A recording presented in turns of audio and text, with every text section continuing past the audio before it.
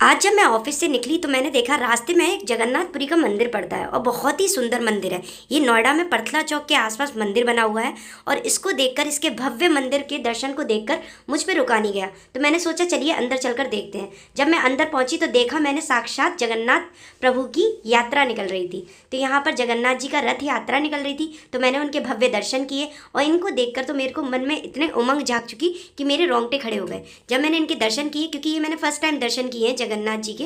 और मैंने साक्षात ऐसे प्रभु देखे हैं कि जिनकी विशाल आंखें हैं और विशाल रूप के साथ, श्रृंगार के साथ देखा है, तो मेरा तो दिल खुशी हो गया इनको देखकर। फिर मैंने सोचा कि जब आई हूँ तो मंदिर के क्यों ना दर्शन किए जाए। इतना भाग्यशाली हर किसी को नहीं मिलता। जब मैं ऑफिस से निकली थी बहुत रोशनी हो रही थी और यहाँ पर भव्य मेला लगा हुआ था।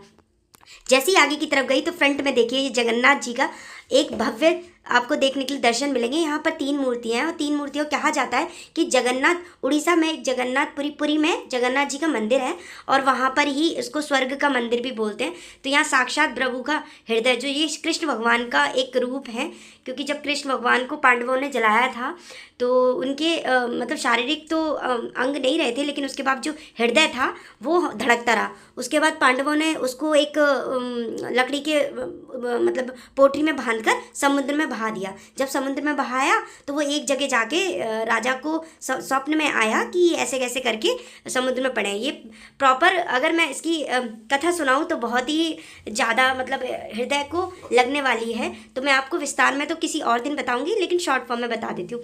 फिर उसके बाद जैसे ही वो धड़कन देखा उन्होंने तो वहाँ लकड़ी का टीला पड़ा हुआ था। राजा ने अपनी सेना भेजी, तो जब सेना भेजी वहाँ देखा लकड़ी का टीला पड़ा हुआ है, उसमें हृदय, और वो हृदय का रूप एक जगन्नाथपुरी में मंदिर बनाया और उनमें स्वरूप धारण कर दिया। हर एक 12 साल बाद जब पुरी में ये जगन्नाथ जी की मूर्ति दोबारा विसर्जित होती है तो उनमें यही हृदय रखा जाता है। और कहा जाता है कि जो पंडित करने जाते हैं ना इनके हृदय का दूसरी मूर्ति में विसर्जन, तो कहते हैं कि वहाँ पर ना उनकी आंखें और हाथ बांध दिए जाते हैं, क्योंकि प्रभु का दिल तो धड़कता है और जब ये किसी कोई देख लेगा तो उनकी कहते हैं तुरंत ही मृत्यु हो जाती है। और जब मैं मंदिर में जैसे ही एंट्री करी थी तो आप देख सकते कितनी प्यारी रंगोली बनाई गई थी।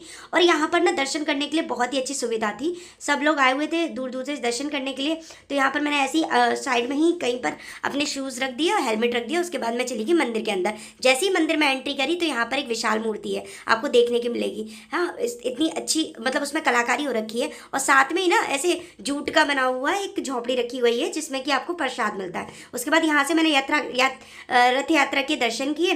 मेरा तो मन ही नहीं मान रहा था, बार बार मैं इनको निहारे जा रही थी और मेरे बार बार रोंगटे खड़े हो रहे थे। इतना प्यारा नज़ारा, इतना भव्य नज़ारा देखकर तो दिल खुश हो गया। उसके बाद जैसे ही मैं आगे बढ़ी, भीड़ तो शाम को आती ही जा रही थी। जब मैं आई थी थोड़ी कम भीड़ थी और जैसे जैसे दर्शन बढ़ते जा रहे थे